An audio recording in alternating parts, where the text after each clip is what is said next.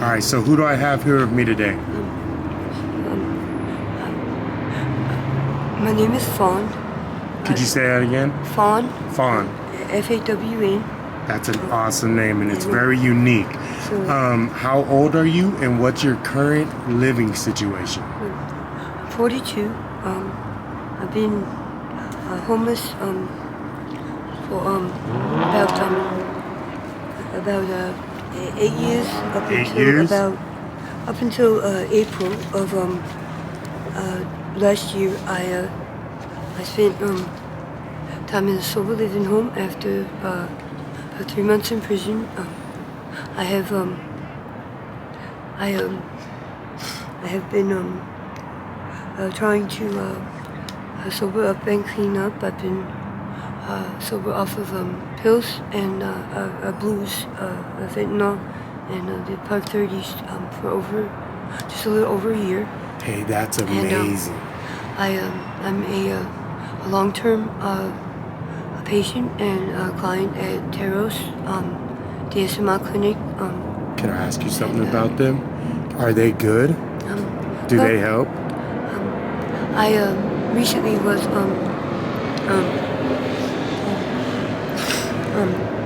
switched over from to the new policy. I guess is non-stimulant, non-narcotic based medication, which is normally what I use. I've been voluntarily going there since I was 19 to the location out here in Tempe on Broadway Road of my own volition. Never cold ordered or any other reason other than taking care of my own mental health. Hey, that's amazing. I am diagnosed functional broad spectrum autistic, plus my psychiatric issues that I have been responsibly taking care of at TERROS since I was 19. On my clean date, December 24th, 2024, I was arrested for my probation violations that actually I did receive my only misdemeanors and felonies I received out here in Tempe, actually, that were the only places that seemed to have targeted not only me but a lot of other homeless regarding trespassing or So how do you feel about that? What's a day in a life like out here for you? I had a home out here my whole life. I got my first apartment here when I was 17 That's awesome. Harding University. Okay. And I lived among every homeless out here that I call family, or that I do come up to the hill up here on Saturday and Sunday. That's awesome. Sometimes Friday and Monday to have dinner. Since I have been homeless, but also that I used to come up and have dinner with all the time back since I was 17. Okay. I had a home out here downtown in Tempe on Harding University. Could you elaborate on what happened? But I was family friends with everyone that was homeless out here. But what happened? What led to you becoming displaced out here in these streets? Do you have family, people who care about you? I had an apartment in 2014. I had my home until I was 28. And I moved to Mesa and was released of a 12-year very abusive relationship. And when I moved back here to Tempe in 2014, I met my son's father. I had my now 9-year-old that was autistic as well. But we moved to Tempe, back to Mesa actually, and lost our apartment due to domestic violence on his part.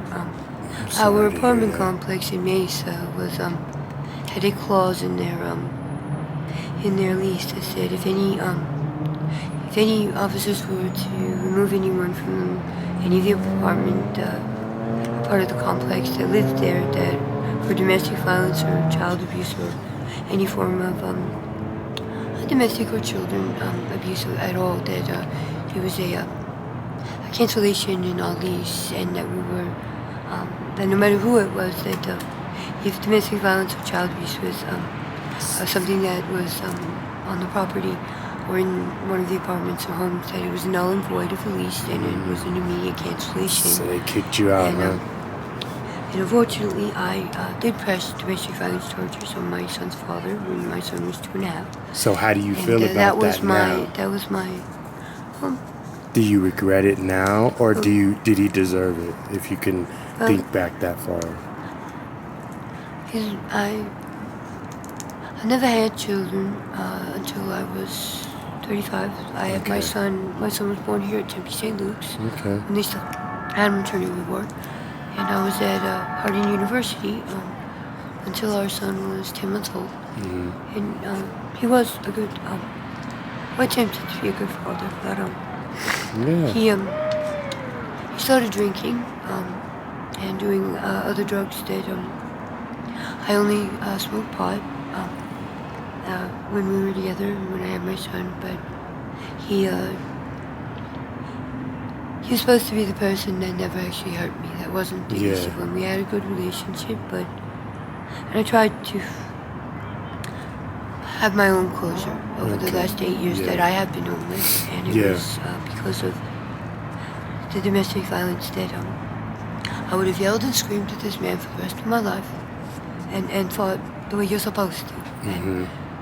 And 2 months of yelling and screaming and trying to work things out with his actual would have been mother-in-law and I would have married him too, and if he hadn't actually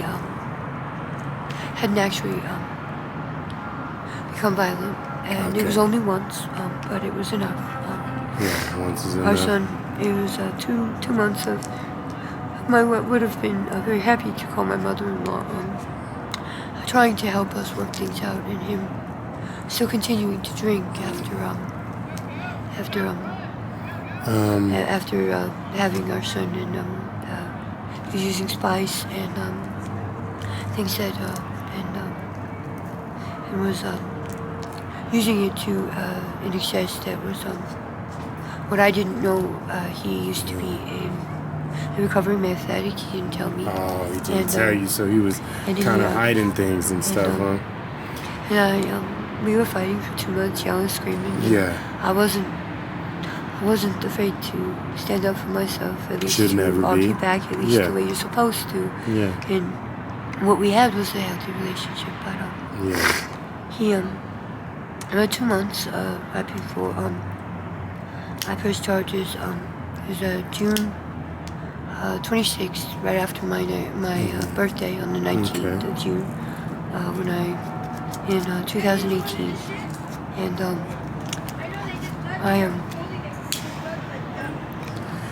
we did have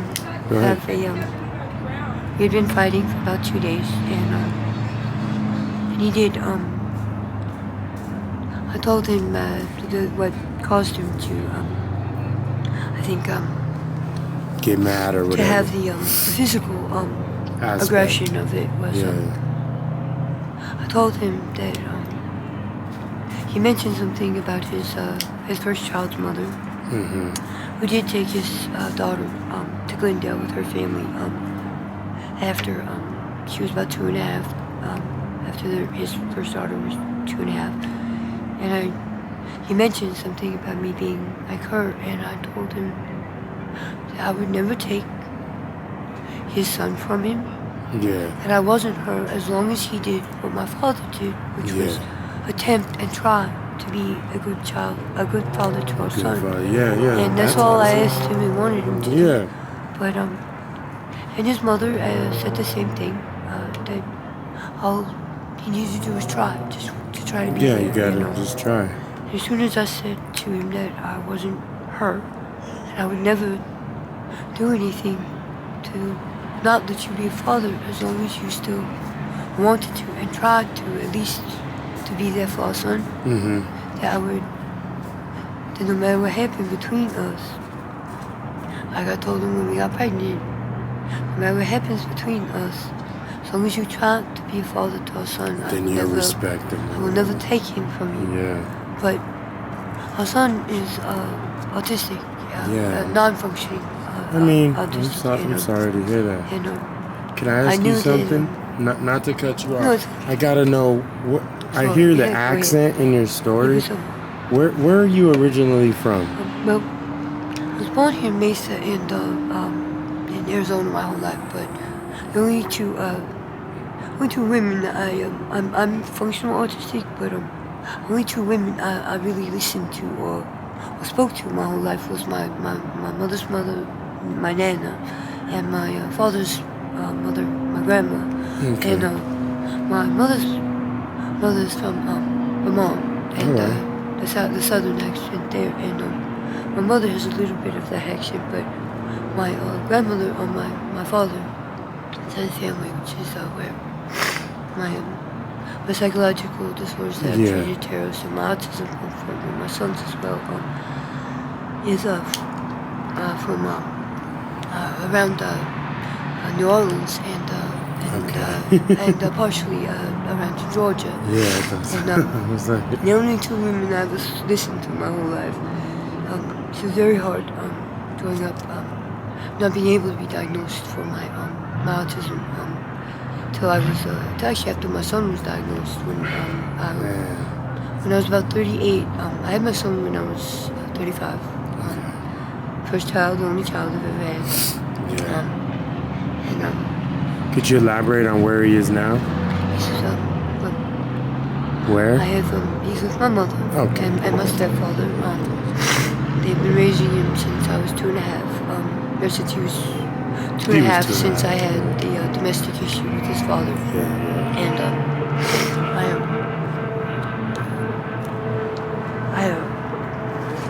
when that happened,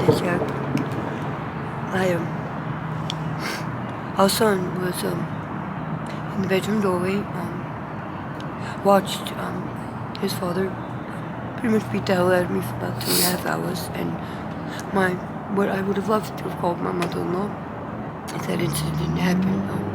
She was actually the reason he stopped hitting me, and she pulled her son off of me, and well, that was good of her. That was nice of her. He walked. She would have been a great mother-in-law, and I still love her, and she's still kind of from my son's side via my mother's and my stepfather's permission for. I can't disclose where my son is. Yeah. No, that's fine. Yeah, there's no reason. You don't have to say. That's fine. You don't have to disclose. So how long have you been out here on these streets? Since came homeless in Mesa.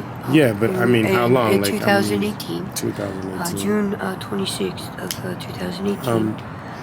Immediately after the incident happened, I texted my mother and my sister. I told them I was going to be calling the police. I grabbed my baby, and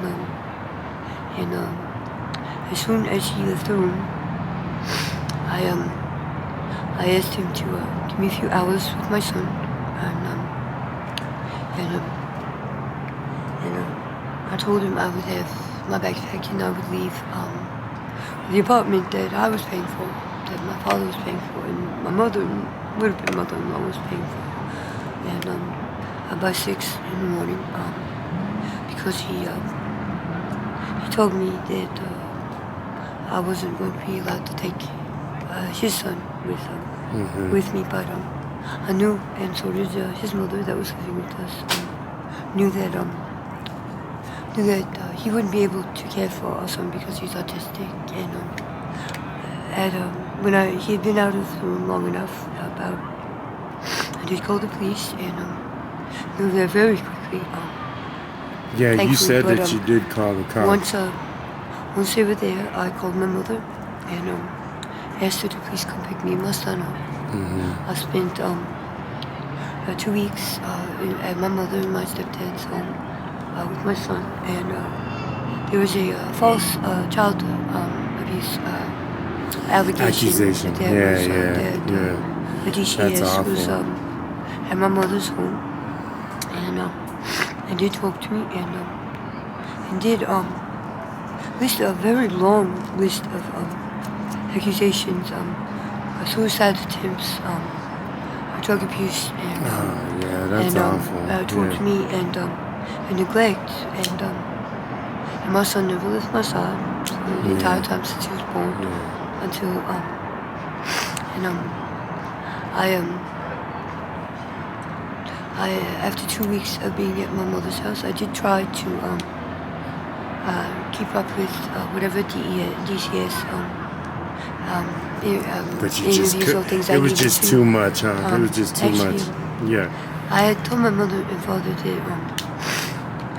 I didn't want my son to be out on the streets with me while I waited for housing. Yeah. Okay. Even though my son and I would have been able to have gotten housing faster, my son, I asked my mother and my stepfather to have him tested for autism so that I could have a reason for him not to be on the streets with me, because children with developmental disorders like that, it is something they are supposed to report if a family's out here without housing. If your child is normal and is still able to be enrolled in school or daycare or things like that. I never knew that.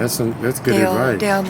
They are able to legally be able to find housing and have out here. Yeah, I didn't know that. That's some good advice. Or be homeless in parks with them until I appreciate housing you sharing available. And if not, if a child is developmentally disabled, they have to report that to DCS, even if they are waiting for housing or things like that. So I asked my mother and my stepdad to please take care of my son long enough for me to get on housing, which I did attempt to do at TERROS, 2019, immediately after I was homeless in Mesa after the incident, losing my home. For probably about 3 to 4 months before I came back out here, which is my hometown. And I did help all the homeless out here. They were friends. You said that. That's family awesome. Out here, but that's awesome. I had not been homeless with the group of homeless that was here that I did meet. That awesome. has been getting housing thanks to Austin and a lot of the other people that aid and assist out here. My aunt knew up here so much anymore, but I was here in Tempe, homeless, working with Austin and TERROS about 2018 June. I came out here to Tempe in I think it was January, February of 2019, which is when I started my first application for housing at TERROS. And is it TERROS or is it called? It's a TERROS Enclave. So what's the other one? What does Hope do? I Hope is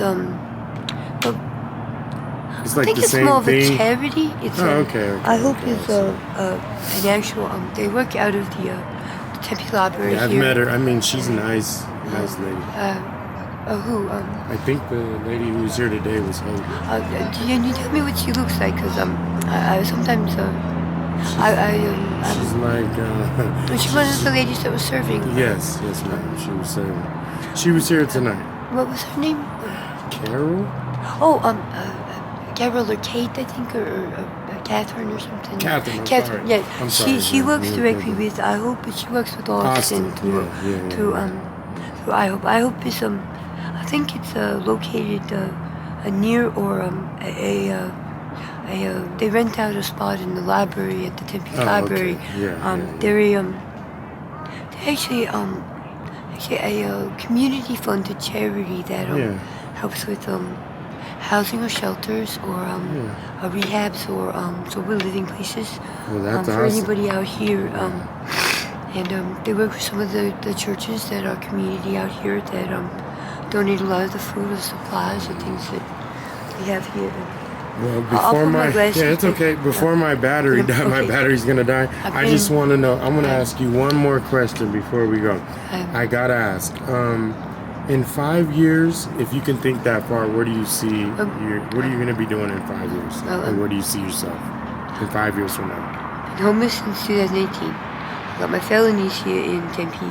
In 2021, I've been in Phoenix homeless until December 24th when I went to prison.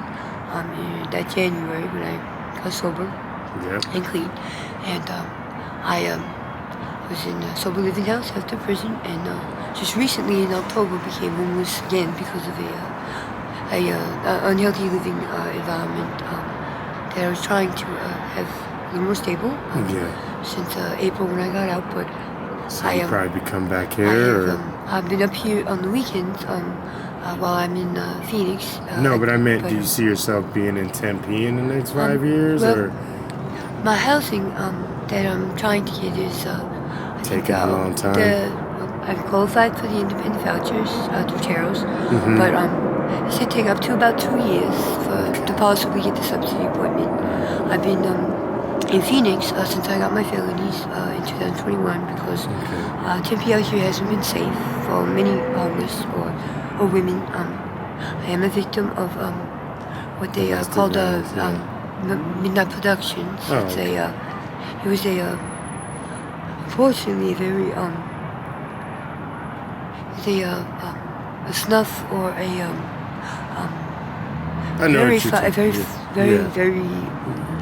bad group of people that were targeting homeless and homeless women and some homeless men, and it's safer, a little more out in Phoenix. There are some places like I'm at a safe haven near Burton Paul Library until I can either get a shelter or my subsidy appointment through TERROS with hopefully with the ability to add my best friend to he's been out here since he was 17. Okay, so you plan on getting your best friend and you guys on the same housing. All right. We've been trying. We're just waiting for the subsidy appointment to add him to my voucher. Right. But I have been a liaison up here every weekend since I've been I know you back since my best friend's been back in this side of town trying to get the housing with me. Since July, I've been in contact with Austin every Saturday, Sunday. I've been up here until about the last month or so when I've had to have my own safe haven Phoenix from some actual physical and sexual assaults that have been attempted. And thank God I'm a little more tougher and was raised by a lot of the boys out here that that were good. Like my best friend. My best friend's been homeless out here since we were about 15 and 17 years old, since we were 31 years, and he became homeless again in July and came back out here so we could start our housing together. And Austin has been out here, thankfully, since I have been homeless since 2019. Anybody who helps and stops what they're doing to help the people that are displaced are amazing. Me and my best friend, since we've known the old school that we're out here and have been up here being liaisons as well, we talk and we make sure that like a few, like the other girls showed me that we should make a list for Austin and my friend Kenny that is in Phoenix and Cass. He comes out and helps as well that are homeless out here too, but also trying to get housing. Me and my best friend Max have been trying to do the same thing. We helped serve food. We helped get lists for things that Austin needed, or was a contact for people that didn't have a working phone or anything to contact Austin. A few of my friends up here that have gotten into rehabs, shelters, and that's awesome. And it's been reasons that a lot of us aren't up here anymore, but the ones that are still trying to get housing, but are trying to help Austin. That's sad that it's taking so long, but my battery's gonna die soon. And any question you would like to ask before I finish? My battery's gonna die. I just want to thank you. Do you have any other questions? No more. I just want to thank you so much for this story. It was amazing. I'm actually grateful that the officers, whoever put in the security here, the park troopers. I was assaulted up here two weeks ago. I'm sorry. The officers that did I don't want this to die. It's gonna die. They did a drug test when I was in county last week for a bogus shoplifting charge. They did find Rehypnol and DMT in my system, and I don't. And I was charged with a paraphernalia charge for a straw and burnt foil that I did not have on my person, and that and I've been clean off of for years. And I appreciate that they put in that security camera because there are plenty of us out here that I know, but most people don't like it. But if somebody does that, you know, if one person does, then it's okay. All right. So I want to thank you so much for that interview and sharing your story with me. You're an amazing person, and I look forward to a part 2. And I'm glad that you like the security, but most people don't like the security. They feel it's impeding. But I want to thank you for this interview. You got anything else to say? Thank you, Robert, and I'll be up here tomorrow. Okay. At the 3 o'clock feed, if you'd like to. I definitely will come. But the reason I like that security camera, the people down at the bottom 2 tables are people who have assaulted me or a few other people up here because of things that they've unfortunately dosed in because of alcohol, drugs, or things that other people down there have not come up here, didn't come up here for food because they don't want to be on camera. These cameras that they're putting in like this, and they do that in Phoenix, in Mesa, and thankfully now out here in Tempe, in order to just protect people, to identify those who have been actually hurting people that don't want to be caught on camera, because no one at that bottom table down there has come up here at all, not to get food, not to get supplies, even walk past it to leave the park, because they have hurt a few people, even Peggy Sue has been hurt by a few of them too, and I'm glad she walked in front of the camera and is up here when she was, because she has been a victim of a couple of them too, and it has been a way for officers, good officers actually, to prove that who's ones doing that what? are homeless and just trying to survive and try to get the rehab shelters or housing, and try to actually show the ones that are actually appreciative and very grateful for Austin and any of the actual charities that they do out here to help us. And it allows us, the ones who are innocent or who are victims or not involved, that have been blamed by identity theft or things like that, to have the semblance of knowledge that the officers are able to now prove who has been hurt, who has not. And, the reason I removed my glasses is because I was homeless out here in Tempe and Phoenix and Mesa for 6 years of my 8 that I've been homeless without my glasses, almost 7 without them. So it's for other identification issues. If you do show this to someone, this is the face that they knew without my glasses. And I only recently, I'm legally blind. I've been out here surviving on my own mostly and helping anyone I can with a negative 6.0 vision. And I didn't get my glasses until I went to prison in January last year. And I needed to make sure that your camera is for anybody who might see it. Fawn is my middle name. I don't use my legal name very often because I've had identity theft and assaults that and the reasons for people did not find my son or my family until this year. So a lot of it can be resolved or helped in the proper way. These cameras show who is wanting help, who is not hurting others, and a better way to stop anyone from hurting other people that are being targeted as homeless or are being hurt for the wrong reasons, because we want help.